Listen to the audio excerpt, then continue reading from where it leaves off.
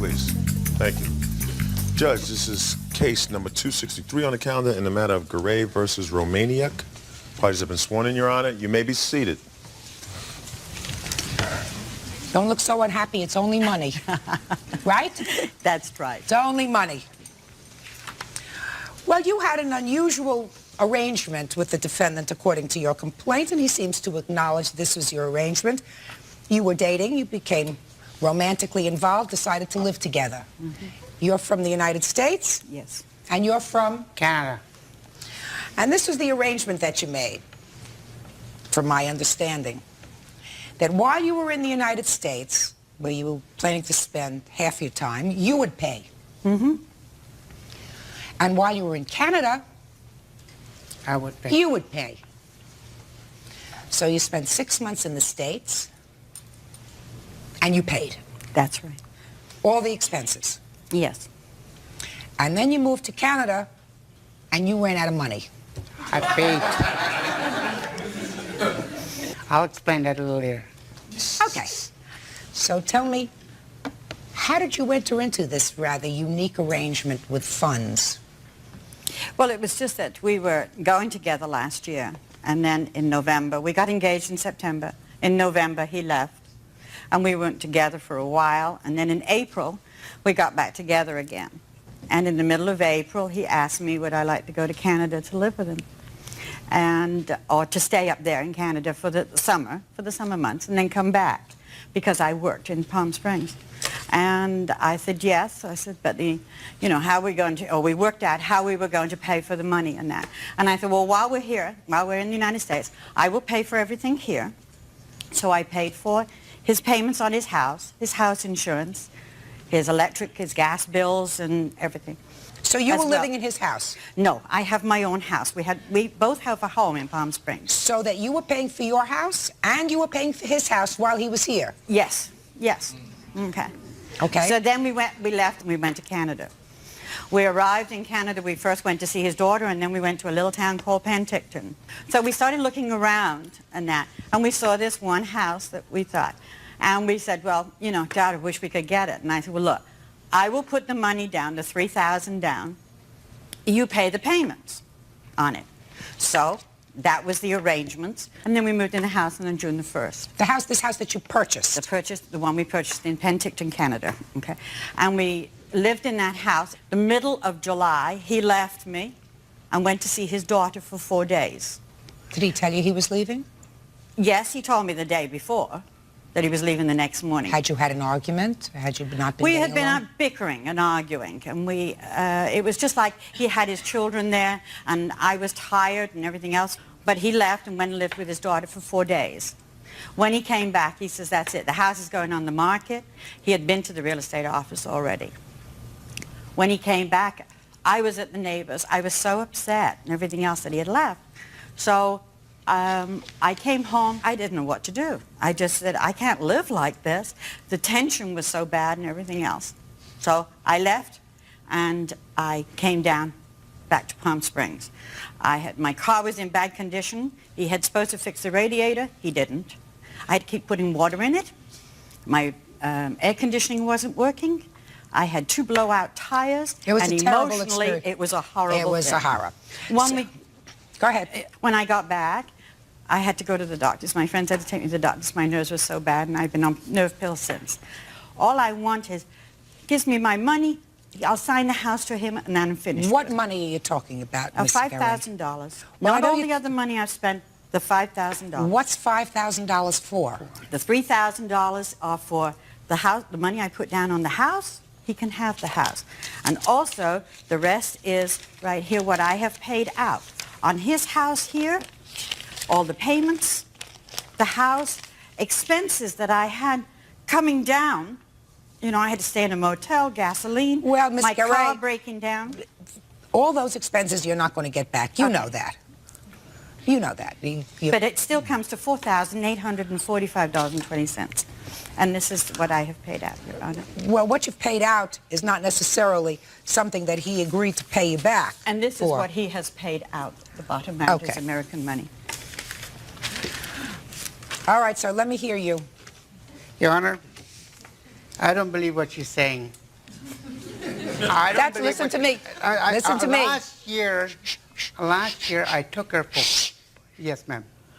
You don't have to believe what she's saying. Okay. I got to believe what Okay, she's saying. last year I took her for 4 months down to Canada. I paid all expenses, right? I sent her a plane ticket to Winnipeg. That's 3,000 miles away from here. And we toured the whole Western Canada.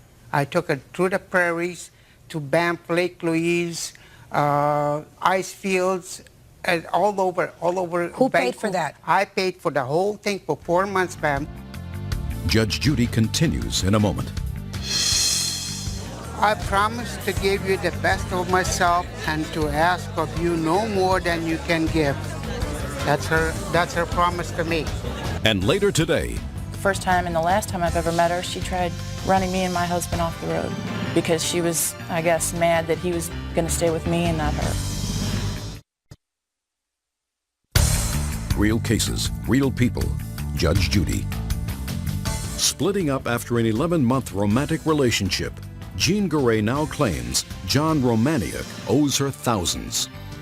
Okay, let me ask you this question. So what made you decide that this arrangement, this relationship, wasn't going to work when you went to your daughters? Because when we got to Vancouver, Palm Springs, we had an argument because every day her man friend phoned for about 45 minutes on the phone while I was there.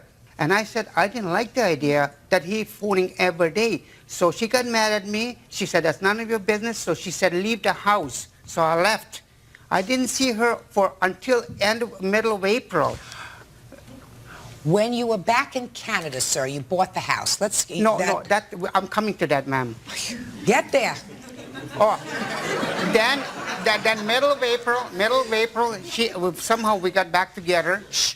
You're in the house that Yes. you just bought. Yes. You decide to go to your children. Why?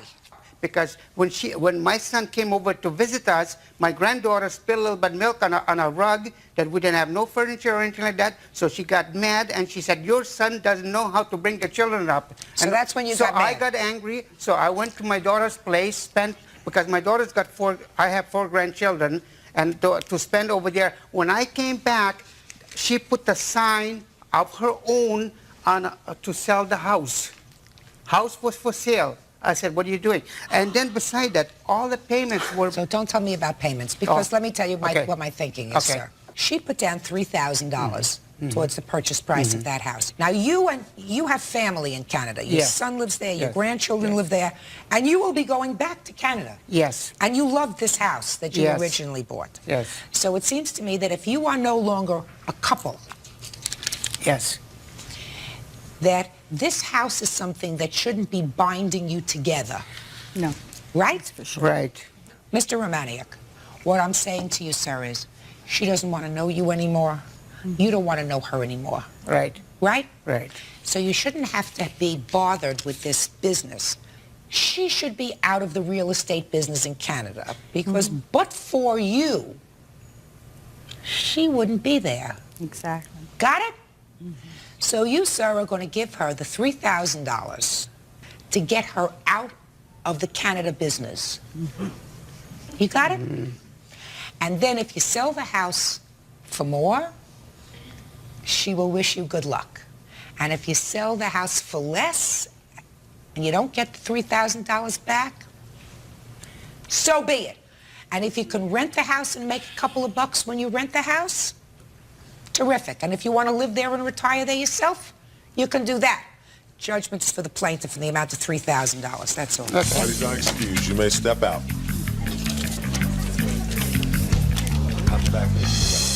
I promise to give you the best of myself and to ask of you no more than you can give. I promise to accept you the way you are.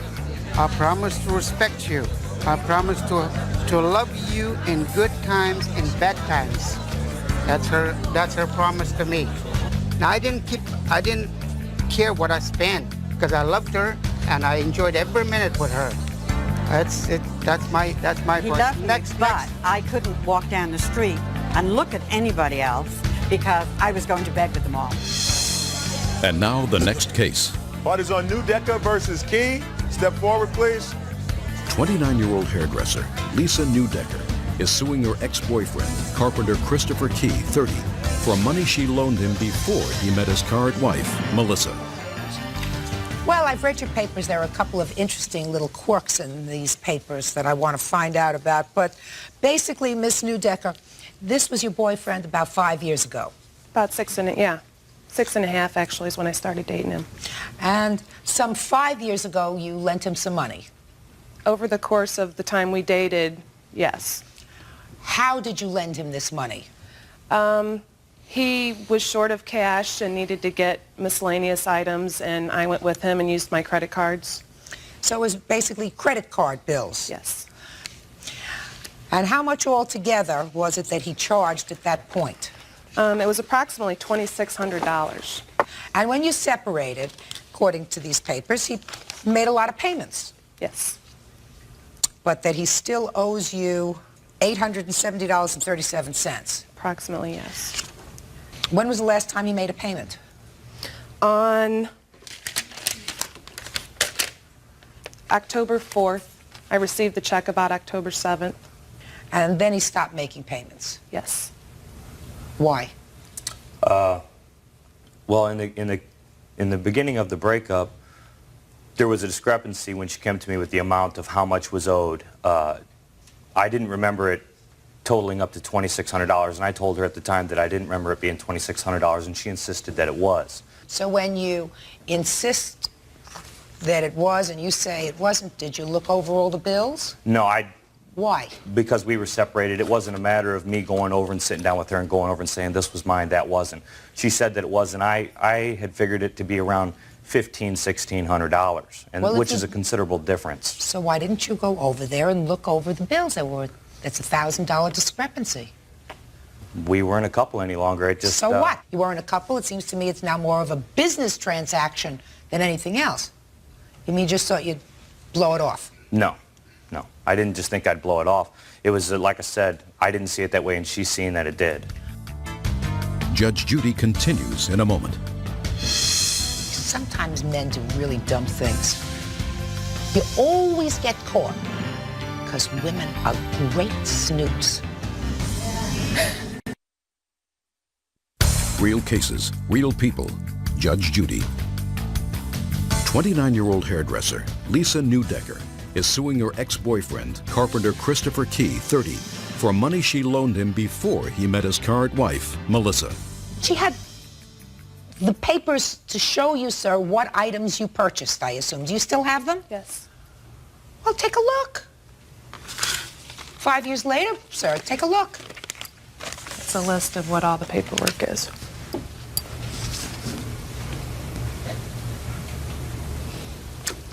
Once again, like I said, we were a couple at the time, and a lot of these items on here, if you would look them over, I don't know if she's gave you a list of this. I have nothing. Would be considered as, you know, when we lived together, if we went out someplace and I paid, I didn't consider it to be a loan.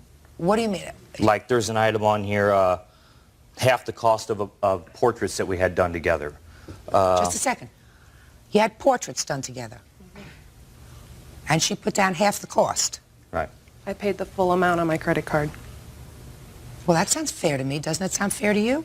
Did you go and sit for the portrait? Well, yes, I did. She's not asking you to pay for the whole thing, just half. Right. I understand that. So give me another one. Sega game. Sega game. Oh, sorry, Sega game tapes. Those yours? Yeah. They are now. At the time, you know, like I said, we were a couple. You're a couple. So a Sega game, yours. Go. Well- give me another one. Compact discs. Did she listen to the music too? I Yeah. don't know which Just a specific sec. compact discs Just- they are. Building supplies. I don't remember that one. Building supplies What are for building what? supplies? I don't remember exactly what it was for, but it was from Builder Square, and he was a subcontractor. I'm not. So Which I would is have true. I no was need. a subcontractor, but at the same time, building supplies.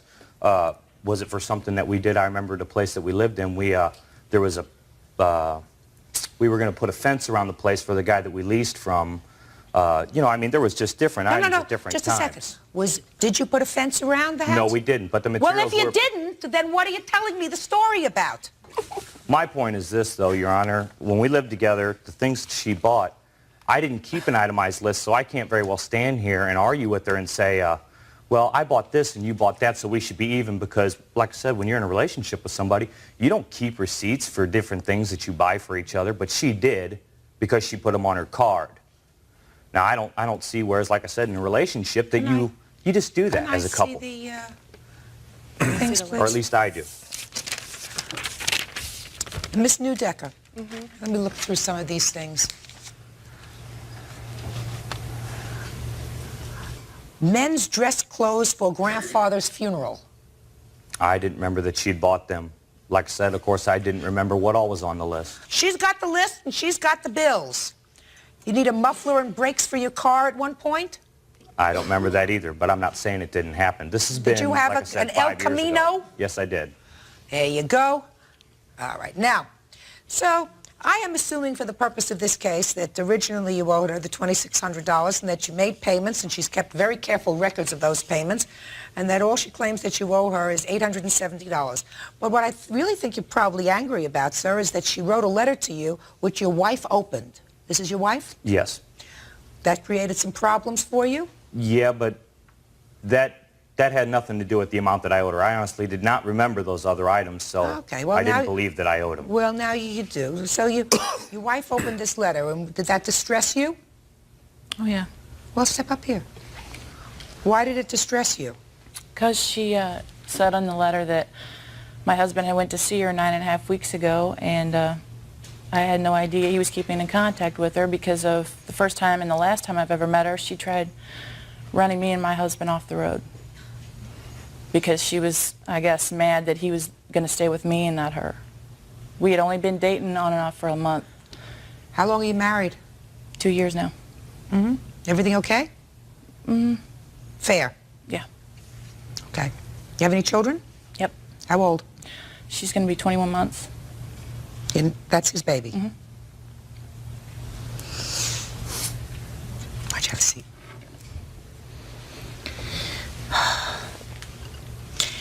How come you're still going to this lady to cut your hair? The purpose for me going to talk to her was because I owed her this money, but I did tell her that I would pay her. And while you were there, you got your hair cut? Yeah, I went to her place of business to see her. I don't... Going to her place of business is one thing. Sitting down and schmoozing and having your hair cut is another thing. That's what really made your wife angry. Right? Oh, yeah. Did you charge him for the haircut? Yeah, I gave him a discount, though. Should have charged him full price. I know that now. Judge Judy continues in a moment.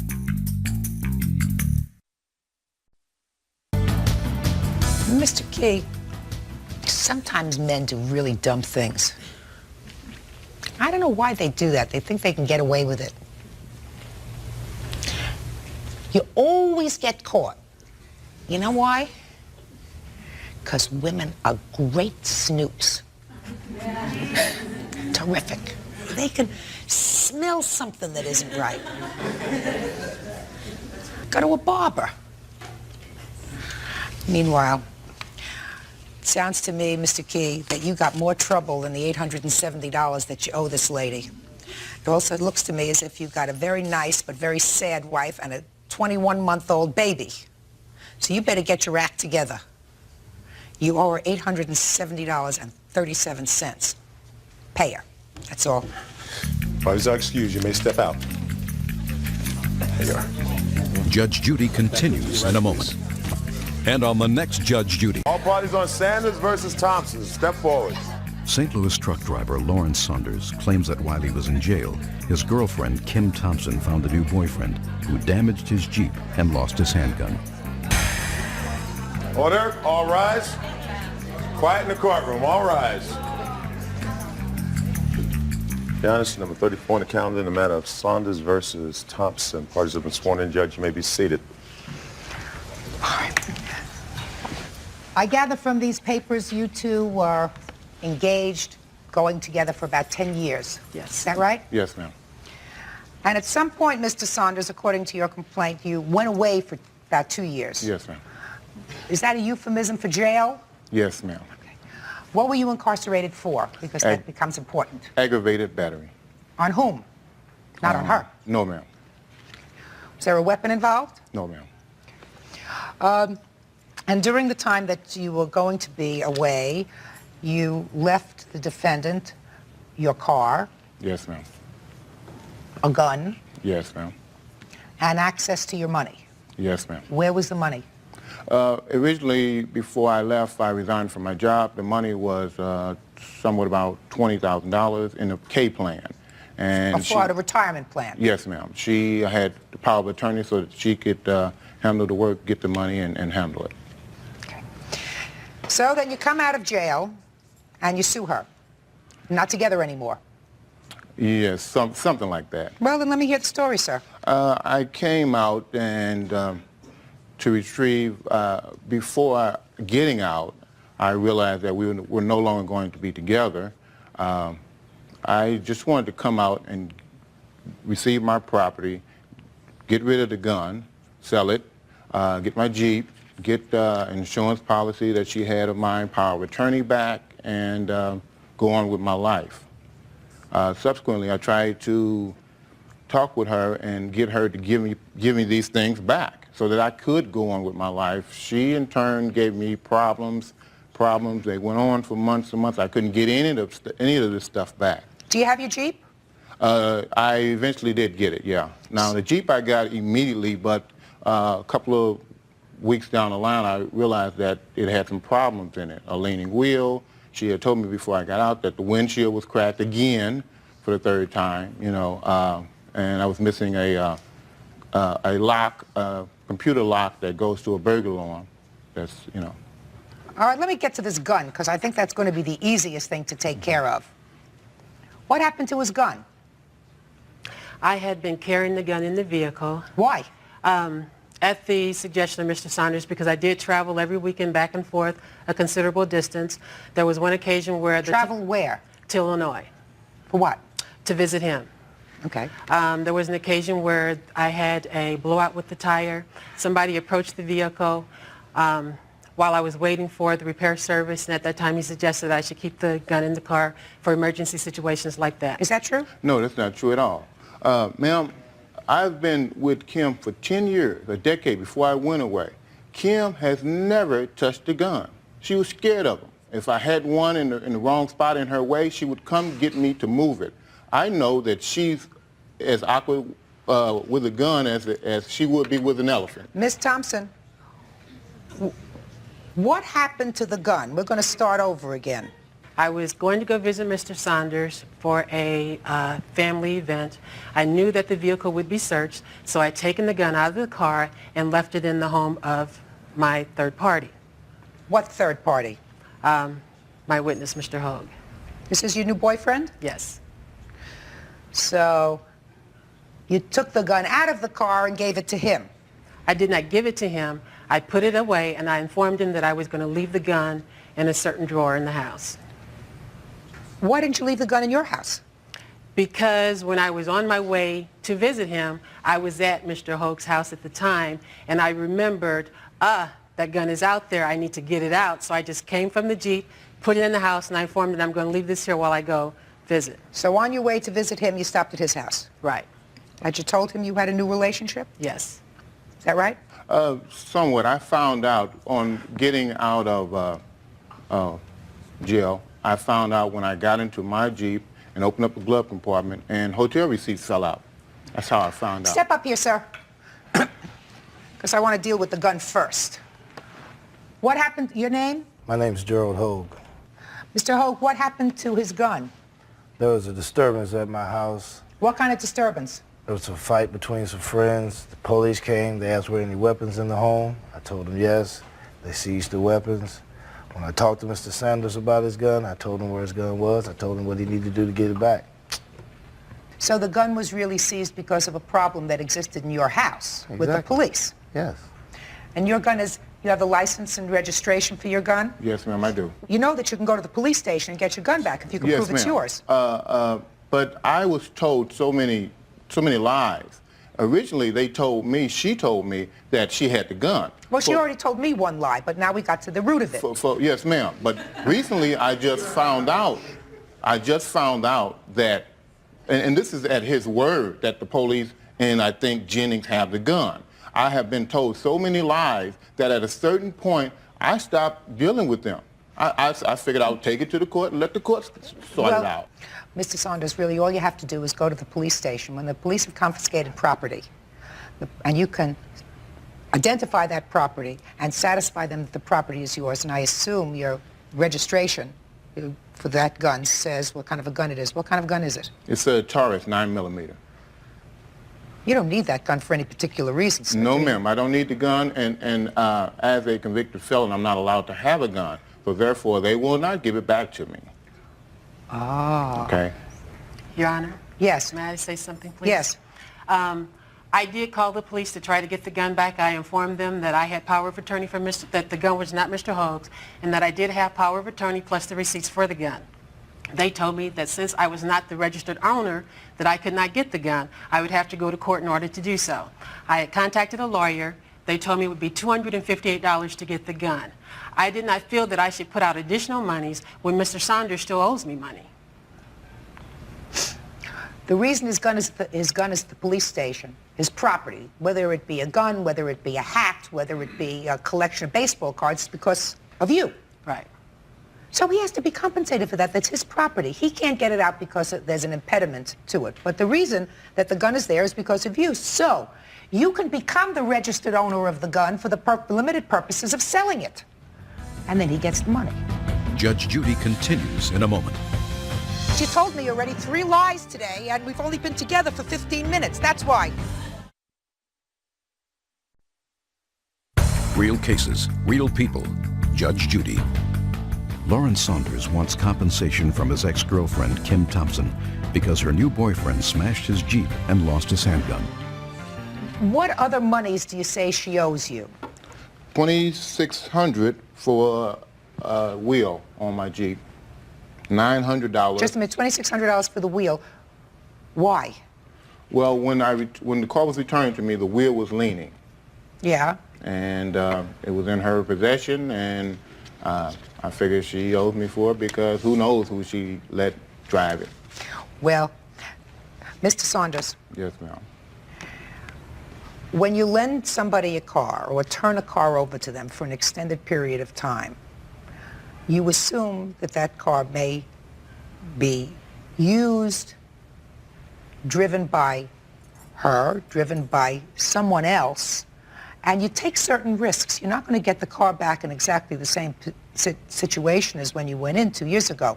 You're a different person, I assume, than you were 2 years ago when you went to jail, right? Very much so. Very much so. Yes, ma'am. So's your car. Yes, ma'am.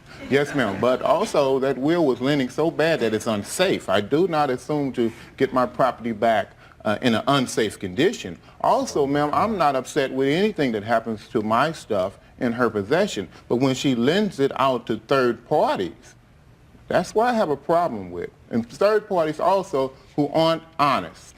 Well, your arrangement with her was that she paid for the car, make the car payments while you were away, and she would have access to the car. She agreed to pay for the payments. I also, with the monies that I had that she was in possession of, said to her, if you have any problems paying for it, pay for it out of my money.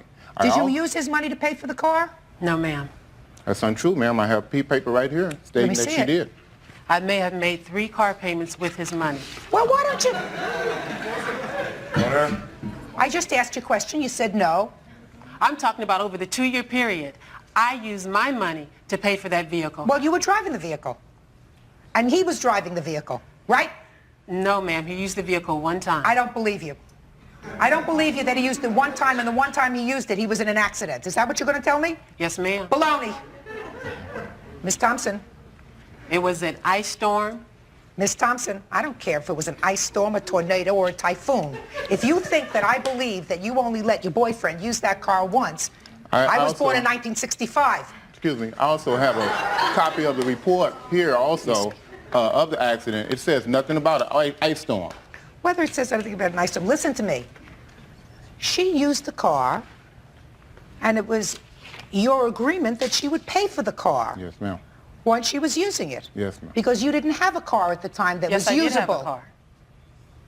Then why would you use his car? Your Honor, in the very beginning, I only drove I did not drive his car. He asked me to drive it because the alarm vehicle was on there. He was afraid it was going to drain the battery if it just sat there. All So all you initially- have to do is put the car up on blocks and take out the battery. Isn't that right? If you're not going to use it for a long time? I don't know anything about that. Well, you So should. initially I started driving it just on the weekends. After my car went down in '96, then I started driving his car on a daily basis. So you used it Yes, all the ma'am. time.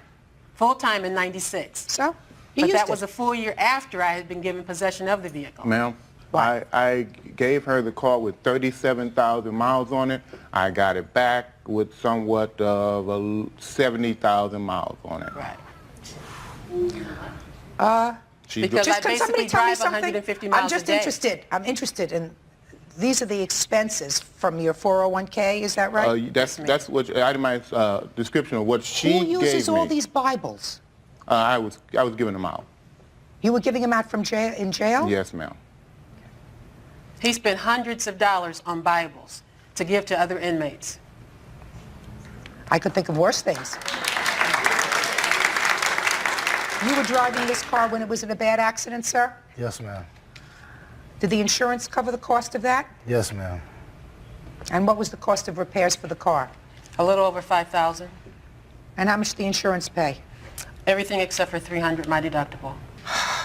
I don't see where she owes you a whole bunch of money, sir. I think she owes you for the gun. Yeah, well, I don't think she owes you for the car, and I'm going to get to her countersuit in a minute. Car's a problem. You let somebody have a car, and that's what happens.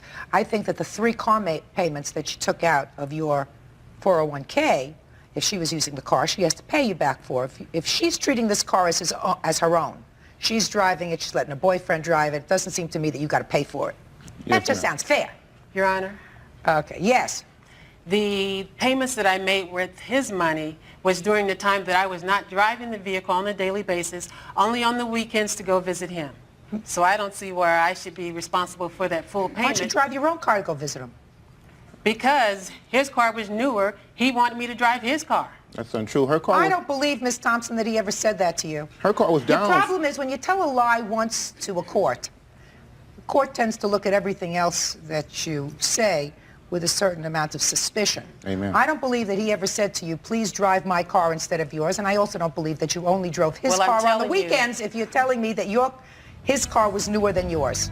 Judge Judy continues in a moment. Lovers that have been together for a while can feel when the other person is drifting off. Real cases, real people. Judge Judy. While Lawrence Saunders was in jail, he claims his girlfriend found a new man who damaged his Jeep and lost his gun. I see 2 car payments that you made, $854 out of his account. Because it was behind. Well, he was in jail. Your Honor, Mr. Saunders had a habit of never paying his bills or not paying them on time. Yeah, I have no problem with what she's showing with the money, even using my money to pay for my Jeep, okay? I didn't have a problem with that. I asked her, if it would have been up to me, I would have let the vehicle go back and controlled my money until I got back. She said, no, I'll help you, I'll do it for you, you're going to need a vehicle when you get out, no problem. And I think she did pretty much a good job with the money. Oh, so what are you here for? Are you just mad at her? No, I'm not mad at her. So Again, my car was not, she promised me, I asked her to promise me that she wouldn't give my stuff away to a third party. Some guy, I figured that, I'm going for a while, I'm not a fool. She might be dating, she wants to date. I mean, she's a young girl. She shouldn't be strapped down with some guy that's away, okay? Go ahead, do your thing. But if you're going to take care, you gave me your word that you would take care of my stuff. If you're going to take care of my stuff, take care of my stuff. If something happens to it, that's an act of God. But if you're irresponsible and you're handing it out to people, you're handing it out to people that I don't know, you're handing it out to people who aren't above board, he's not honest. That's my opinion, but I can express it. But you gave her permission to do that. I gave You expected that she might let somebody else drive the car as long as she was responsible. No, I didn't. You didn't? I asked her, and she promised me that she would not. Is that true? Yes, Your Honor. Okay. And you did. You lent it to somebody else. I lent it to my family members to move some furniture, and I did loan it to Mr. Hogue. And you had promised him that you wouldn't. Yes, ma'am. And sir, how much did it cost you to fix up the car? I had a figure of actually around 33, around $3,700 that I lost in trading the car in. So if he says that he lost money because the car was not driven appropriately by you, Mr. Hogue, some members of your family, and was in an accident, don't you think he should be compensated? No. Well, but you think that you have a counterclaim against him for what? You're countersuing him for $5,000. I'd like to hear for what? For the monies that I paid on the Jeep, Mr. Saunders said that I could have used his money, but he didn't have enough money to cover the cost of the vehicle. So you want him to pay you for his car that you were using while he was away? I'm suing him for the fact that he has been, in my opinion, very dishonest about the whole transaction with the vehicle. Why? Because, Your Honor, he had initially told me that he was going to pay me back for keeping his vehicle. Did you ever tell her that? No. I believe that you never told her. Ms. Now, why Thompson, would you believe him and not me? Because you told me already 3 lies today, and we've only been together for 15 minutes. And he That's has why. not told you a lie? That's why. And because it doesn't have the ring of truth. What you're saying doesn't have the ring of truth to it. It Your just Honor. doesn't. And let me tell you why. Because there were times when he had plenty of money in the bank, and you didn't take the money out of his account to pay for the Jeep. And because according to his statement, which I believe, without his prior authorization, you went and refinanced this car because the payments were too high so that you could make the payments. Is that true? No, ma'am. You mean this I car was went- never refinanced? Yes, it was. I refinanced the vehicle with his credit union because it was a cheaper monthly payment and less of an interest rate. For you to pay. And then you made the payments. And eventually, he would have had to have paid with no job. How was he going to make a $427 payment each month with no job? Ms. Thompson, so what you're telling me is while you had a new boyfriend, you were concerned about what would happen to Mr. Saunders when he got out of jail. Judge Judy is ready to rule. Ms. Thompson, so what you're telling me is while you had a new boyfriend, you were concerned about what would happen to Mr. Saunders when he got out of jail. Yes, I was. The countersuit is dismissed. On your lawsuit, sir, this was a very good lesson for you, Yes, ma'am. right? I wouldn't give my closest relative power of attorney over my money without my having the ability to co-sign for it. Do you understand? Yes, ma'am. Very bad idea. I'm only dealing now with this gun because as far as I'm concerned with regard to the Jeep, which is now sold, she used it, she paid for it for a substantial period of time. You sold it, whatever monies that you got, you lost money, but some of the monies that you got for it were monies that she paid. It was almost like renting a car from a rental company. She had the ability to use that car for almost 2 years, so she used it. It's a wash. You own for the gun. The gun should not have been in his house. The gun should have been where he left it, in a vault, someplace safe. Judgment in this case is for the plaintiff in the amount of $200. Thank you. That's all. I was like, excuse, you may step out. That goes to your right, please. Mills, step forward, please. 60-year-old retired aerospace exec George Boyer says he reached a sugar daddy arrangement with Demetria Mills when she was 18 years old. Now he wants her to pay back money because she had another boyfriend. Order, all rise. Your Honor, this is case number 201 on the calendar in the matter of Boyer versus Mills. Parties have been sworn in, Your Honor. You may be seated. Have a seat, ma'am. Mr. Boyer, you're suing the defendant for $5,000. Yes, ma'am. Why don't you tell me why she owes you $5,000? Well, it all started when I had a financial ad running in a newspaper When was this? back in spring of 1994 for personal loans. I'm an investor, and she answered the ad asking for a loan. And I said, well, you really didn't qualify for the loan. What's the problems? And she discussed them briefly with me. I said, well, let's get together and maybe I can help you out, because she sounded like she had a desperate situation. Am I correct, Mr. Boyer, that in 1994 you began to have a relationship with Miss Mills? Yes, we did. And she lived in your home occasionally, is that right? Well, she moved in. Yes. And in 1994, sir, how old were you? Well, I was 58. You were 58. And how old were you, Miss Mills, in 1994? I was 18, turning 19. You were 18. Did you feel uncomfortable about that, Mr. Boyer? Not really. She's 18 years old. She's a baby. Yeah, that's right. In any I event. thought she was 19, going on 20. Well, that makes all the Okay. difference in the world, no, sir. I mean, no, just a matter of factual accuracy, I think. Yeah. In any event, from a reading of your complaint over the years, you helped her financially and supported her. Is that right? At certain points of time, yes. Well, she lived in your house and you paid the Well, rent? it was really like in 3 different stages. First of all, if you want to call this the sugar daddy stage, it was only 4 months. Well, I'm glad you did, so I Well, didn't have you know, to. I just put it all on the table. That was the first 4 months. I played by the sugar daddy rules. She didn't play by the princess rules. In other words, I did Why don't you everything I explain felt. that? Just a second. I'm a little stupid, so why don't you explain that to me? Okay.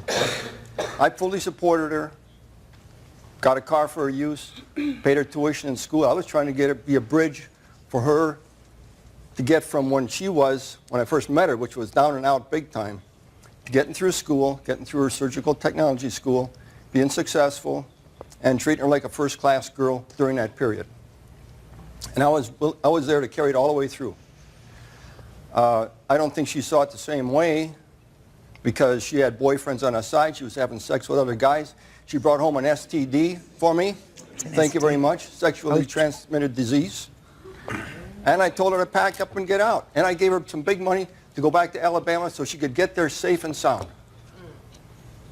None of the debts I'm asking for her to repay occurred during that period of time. They Okay. occurred much later. When she wanted to come to my house, she was begging me to come to my house. I said, okay, but not on the same terms. You work your part-time, I'll help you through school, furnish free rent and food. During that second That was period a of whole time, different sir, period. did you have sexual relations with the defendant? Occasionally, although I backed off, and she was wondering why, because... The word okay, is occasionally. occasionally, yeah. Okay, so she was 19, 20, and you were close to 60 at the time. Yeah, approximately. Okay. And is that the period of time that you're talking about, these when loans were made to her? That's right. What were the loans for? She had a real bad habit on the telephone, long-distance phone calls. After I cut her off, she went to her sister, got her calling card, ran up $600 in 2 months. I talked to her sister, so I know. She comes, so now she has no way to make calls. So she makes third-party calls, and the third party doesn't know that she's making these calls, charging her number, charging to their number. I get the phone bill 3 months later for March calls. It's a June phone bill. She says, oh, I'm going to pay you. As soon as I call her, she says, oh, I'll pay you. So She never these paid calls- me, so that's number one. Okay, this is very simple. She billed them to a third party. The third party ultimately said, I'm not accepting the charges. They And I billed got them back nailed to the with them, yeah. phone, your phone in your house. This is after she already moved out. Okay. I really should be right up front with you. I find your initial position really very unsympathetic. Do you understand me? Sure. You know, I mean, it's a court, and we're bound by certain rules. If she owes you money, you're going to get that money. But I find a 60-year-old guy playing a sugar daddy to an 18, 19-year-old girl, it's sort of, you get what you deserve. That's the way I feel. Now, she may have been a pretty savvy 18, 19-year-old girl, but even a pretty savvy 18, 19-year-old girl is still a baby. She's Not fully very cooked. street smart. Street smart, yes, And- but not fully cooked, sir. And not fully cooked. So, But- I mean, you played But if she sugar wants daddy. You to- played sugar daddy, and sometimes there's a meltdown, and you get your fingers burned. If she wants to accept that role in my life, then she should do it right and not be having sex with all these different guys and having all these different guys call the house. How long am I supposed to put up with this stuff? And be right and be It's good one to of the her? problems that you face, sir, when you're 60 and you fool around with somebody who's young enough to be your Okay, grandchild. that second period. All right? Hey, I know the age. What else? I got that. What else does she owe you Doesn't for? mean I'm still not a man. Come. 60 years old, I'm still a man. I'm much more capable than a lot of punks out there living with their mothers, and they're sleeping with these girls. At least I can take care of business. Tell me about it. And I can do everything they can do, and maybe better. Judge Judy continues in a moment. I knew it was going to come down to this lowest common denominator, sex with a young girl. Big deal. Man, they should have it so good. Real cases, real people. Judge Judy. Demetria Mills says 60-year-old retired aerospace executive George Boyer knew she had another boyfriend when they made their sugar daddy arrangement. What else? Next one, direct my Porsche, making an illegal U-turn. I'm not considering that she's wrecking your Porsche, sir. Did she agree to pay you for it? She agreed to pay me for it. Did you ever agree to pay? She told her relative she'd pay for it. Shh. Did she ever agree with you? Yes. When? After it was wrecked. She came home feeling real bad. Let me see the loan agreement that she made with you. There it is right that here. I'm going to look at. There it is right here. It's itemized on page 3. All right. She agreed to pay this back. Just a minute. And she knew she owed it to me. This is during the second period, and I was not playing sugar daddy during that period. I was just helping her out. I was just trying to be nice to her, excuse me. She had problems. All right, let's see your end, Miss Mills. George made a proposition to me. He knew that I was vulnerable. He took... Don't tell me what he knew. You moved in. How long had you been living alone? Not very long. This was my roommate before I moved in with George, and we were there just a few months. Where do you originally come from? I'm originally from Alabama. So you lived with George for a while in sort of this relay. He was taking care of you and giving you money. Then you moved out. For how long? Basically for 3 years. He took care of me even when I moved to Alabama. George was sending me money. George took me on trips. George sent me to Alabama a few different times. George bought a car. Boyfriend's paid a trip too. George, and that's George's problem right now, Judge Judy, is I'm not in his home. This is why he's doing this to me. Had I still been in his home, he wouldn't have a problem with me now. When I made the decision to move out of his home was because I needed to be by myself and on my own, and I didn't want to be in that situation anymore. Well, I agree with you. You shouldn't have been in the situation in the first place. Exactly. Okay, and for that, he's more responsible than you are because of his age. He should be a little bit smarter. He should be 3 times as smart as you are because he's 3 times as old. But you do acknowledge, even in your answer, that you owe him some money. Yes, but this is not the agreement. The agreement that I signed for that car, I signed that agreement in January of 1995. I'm sure he has a copy of it. I've seen it in his files of his records. That was for a 1989 Buick that he bought for me. Now, did you pay him for it? No, I did not. So you acknowledge... Yes, I do. If I bought it for her, how come I'm the lien holder on it? She's the lien holder, but I'm the registered owner, Listen Judge to Judy. me. What are you fighting about, Mr. Boyer? She acknowledges that she owes you $3,000, which you haven't paid any part of, plus interest at 6%. Correct? Correct. You I gave her a acknowledge good this. deal. What? I gave her a good deal, 6% interest. You gave us some good deal, sir. Bird, do me a favor. Your Honor, Take the old calculator while we're finishing this case up. Would you do 6% interest on this money since 95? This is after she cheated on me. Excuse me, Your I Honor. heard she cheated on you, sir. I heard all of that. I'm telling you, your position with me, Mr. Boyer, is not terribly sympathetic, sir.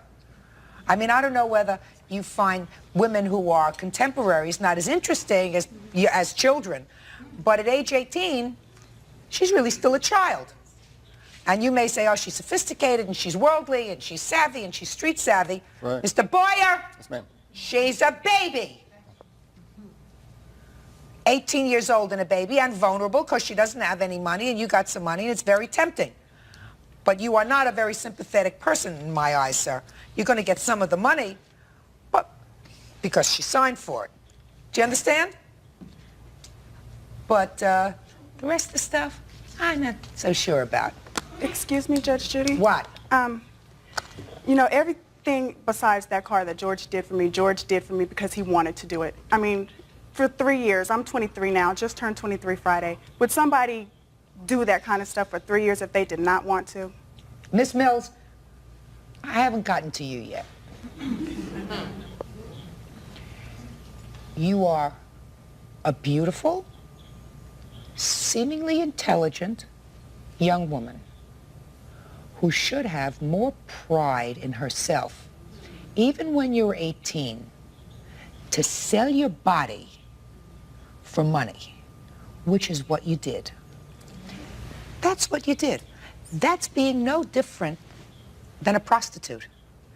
You may have used the money to go to school, to go on trips and whatever, but he bought the services. That was the arrangement. He's an old lecher. No question about it. That's what he is. And I'm being kind to Mr. Boyer. You, on the other hand, sold your body for money. It was an agreement that we had. That was the basis of our arrangement. He was to give me what I needed, and I gave him. You sold your body for money. You are worth more than that. As a woman, smart, good-looking woman, you're worth more than that. I don't care if you have to work 2 jobs. I don't care if you collect cans. I don't care if you clean people's houses. I don't care if you drive a bus, drive a car, drive a cab. You do whatever you can so that you don't have to sell your body for money. Judge Judy is ready to rule. And later today, You're a pathetic little girl, you're immature, and I'm sick of your crap. You owe me $1,500. real cases, real people. Judge Judy. Demetria Mills says 60-year-old retired aerospace executive George Boyer knew she had another boyfriend when they made their sugar daddy arrangement. Mr. Boyer, you are a very lucky man today, sir. Gee. Because despite the fact that I find that your arrangement with this young lady is the antithesis of good manners, good breeding, or anything moral, I am awarding you what she signed for in her contract, which was payment on the car, and I am awarding you $3,360. As far as her other bills are concerned, swallow them. That's all. Parties are excused. You may step out. Sorry, that's all right. Back onto your right, please. She's fully grown up. I don't care what her age is. She knows what she's doing, and she's cagey. Judge Judy focused on the sugar daddy stuff because I'm 60. I'm some ancient old man who doesn't have a right to be a regular human being and expect to be treated like a human being, expect people I have agreements with to keep their agreements with me. And now the next case. Parties on Glass versus Carr. Step forward, please. 23-year-old Tiffany Glass is suing her former roommate, 20-year-old Kelly Carr, because she says Kelly moved out of their apartment, giving only 5 days' notice and leaving behind numerous unpaid phone bills. Miss Glass, Miss Carr was your roommate. Yes. Did you know her before she moved into your apartment? No, I did not. Did she answer an ad? Is that how she got your apartment? No, she got it through a friend of mine. And you have a 1-bedroom, 2-bedroom apartment? 2-bedroom, 2-bathroom. What was her rent? $375. And how long were you living in bliss with the defendant? She moved in February, and it was fine. You know, we totally got along. It was fine in March, and it kind of started to go down at the end of March. You know. Now, had she paid you for February? Yes. She paid you for March? Yes. When did she move out? At the end of May. She pay you for April? Yes. She pay you for May? Yes. So why are we here? Because she left at the very end of May, and she gave me 5 days' notice to find somebody new and decided that she didn't have to pay anything else. Did you have a lease with her? No. So? She just left. You weren't getting along? Correct. Is that right? Right. Why weren't you getting along? Well, I didn't really know. There wasn't enough communication between the two of us. But you knew enough to know that you weren't getting along? Pretty much. But there was never enough, oh, well, I'm moving out. Oh. It's hard to live with somebody. Yes, it is. Well, since she paid you for the months that she was there and she moved out 5 days before the end of the month, did she owe you any money? I mean, other than the rent. I'm not considering the rent. Before that, she didn't pay the deposit when she moved in, but I said, don't worry about that until June because, you know, at the end of June, the other roommate, blah, blah, blah, was going to get hers, and then she could give it to me then. Fine, so we're not talking about the deposit. But other than the rent, she's paid up? Oh, no, there's several phone bills. What and- phone bills? Which phone bills? Mm-hmm. There was phone bills from, the statement date was on June 23rd, and then it went back into May. It went from May to June. And there was a $40 900 call that I shouldn't have paid, and there were several long-distance phone calls. In what amount? Come, quickly.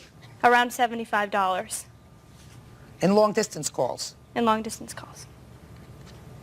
Okay. Tell me why you left. I left because living with her was unbearable.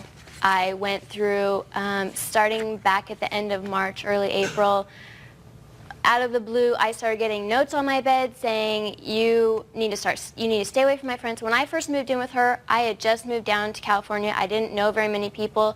Tiffany was nice, and she took me out. She introduced me to people, but then she tried to take that away. She said, you stay away from my friends. My friends are my friends. Your friends are your friends. You're going to make my life miserable. So girly things. Girly things. Girly things. All right. Girly things. You paid February, March, April, and May. She says that you owe her $115 for phone bills.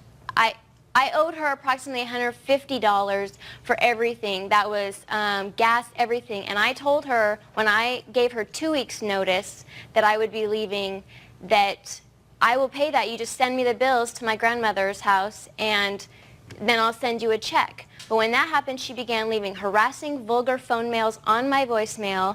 I would get them at work. They would disturb me at work. I would have to leave work because I would be so upset. I got harassing I have copies of the messages on papers. I have letters that she sent me threatening me. That you owe her money? That I owe her money, and if I don't, she's telling I quote, every living soul what I have done to her. I didn't do anything to her. I was protecting myself. I left. I didn't have to give her any notice, but I gave her 2 weeks' notice, being the last week of May, and then the first week of June, and I gave her 1 week's rent. For June? For June. I have paper here to prove it. Judge Judy is ready to... Gadanian, step forward, please. Tracy Kennedy, a 28-year-old manicurist, claims her business neighbor, Bijan Gadanian, scammed her into moving out of her premises so he could move in. She says she was promised $3,000, but never received it. Order, all rise. Yeah, this is case number 107 on the calendar in the matter of Kennedy versus Gadanian. Parties have been sworn in, Judge. You may be seated. Have a seat, sir. All right, well, this is an interesting story. Miss Kennedy, you had a beauty salon that was there prior to the defendant's business moving right next door. Is that right? His business was actually there, but he just bought it. There was the first owner there when I moved in. But he was not there when you moved in. Right. You have a beauty salon. He has a... Paging and cellular service business. Okay. And according to your complaint, you were in the salon for about 6 months when the defendant approached you and said that he was interested in expanding his space. Right. I was in there for a year, and he had been in there about 6 months when he approached me. Okay, so after a year he approached you and said... He pulled me aside on the front porch and said, can we talk for a few minutes?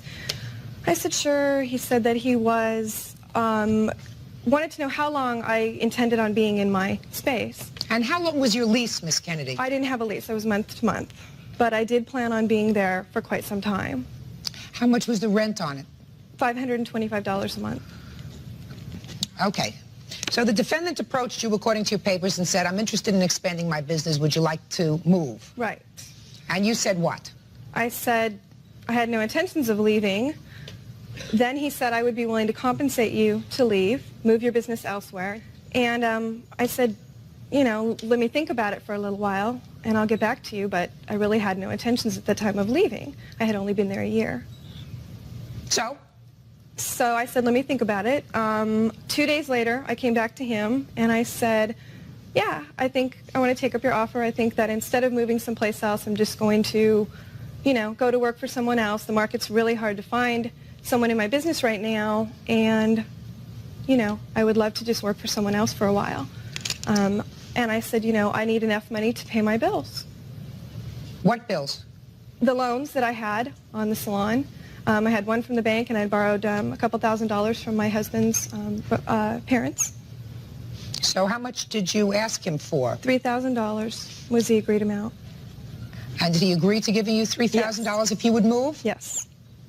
So he was really buying you out of your space, according to you. Basically, right. And what happened, according to your papers, right, which I read very carefully, was that eventually you were told that when he went to negotiate his lease with the landlord, he said to him, I'll give you half of what she was paying in rent. Right. The landlord said, absolutely not. Right. He then came next door to me and said the deal's not going to go through, but by then I had... If you take longer than others to make decisions, if you sit there stuck between options, overthinking every possible outcome while everyone else seems to move fast and confidently, I want you to hear this clearly. You are not lazy, you are not weak, and you are definitely not broken. You need time before making decisions because your brain is built to protect you, not rush you.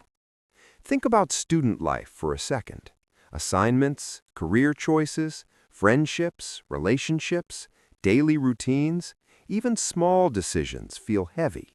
You tell yourself, just decide already, but your mind freezes.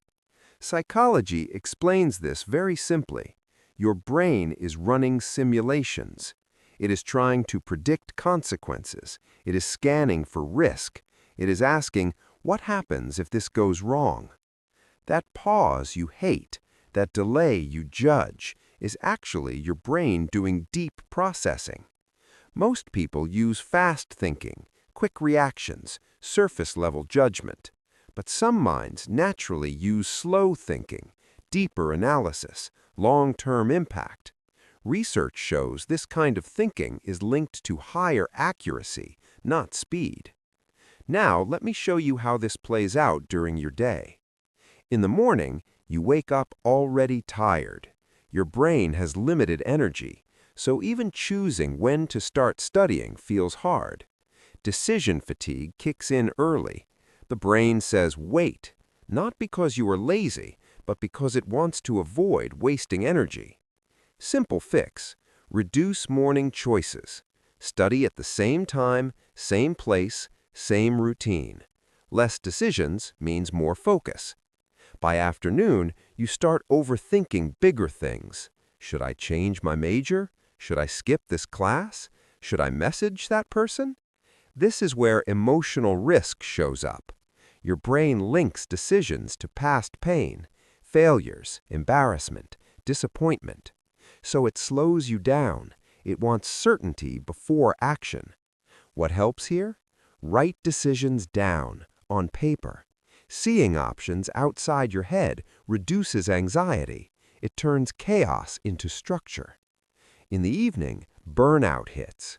Your brain is overloaded. Focus drops. Motivation disappears. You think something is wrong with you, but psychology says your cognitive resources are empty. This is not decision time. This is recovery time. Rest, light tasks, no major choices. Now, here's the most important part. Needing time does not mean you are indecisive. It means you care about outcomes. It means you think long-term. It means your brain values stability. Fast decisions look confident, but slow decisions often age better.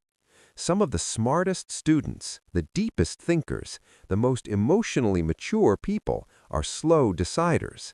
They move carefully, but when they move, they commit. So stop attacking yourself for pausing. Start respecting your processing speed. Build systems, not pressure. Trust that your pace is not a flaw. It's a strength that just needs structure. If this made you feel understood, like the video, subscribe for more psychology that actually helps students. And share this with someone who thinks they're falling behind. You are not behind. You're just thinking deeper.